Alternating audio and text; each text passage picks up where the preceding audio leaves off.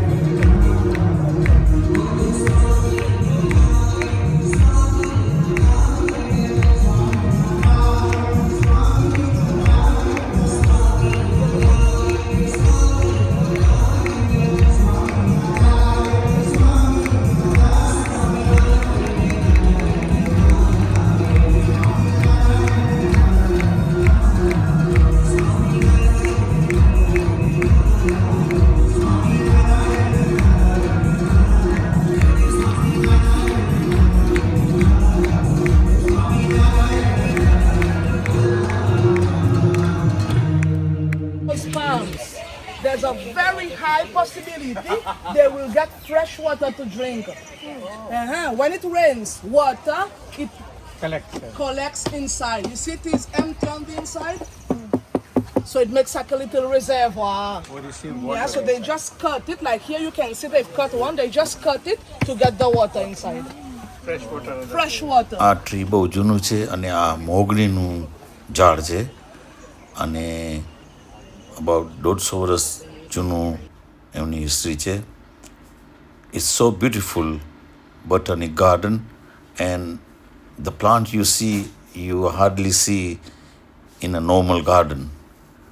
And luckily we got a good weather, and it's about 29 degrees centigrade. They get what we call the palm oil. But we don't make it in Seychelles. This is introduced in Seychelles. Yeah, but in a lot of African countries, this is what they call red oil also. 100-200 વર્ષ કાચબાની જિંદગી જીવી શકે એવા કાચબાને નિહાળી.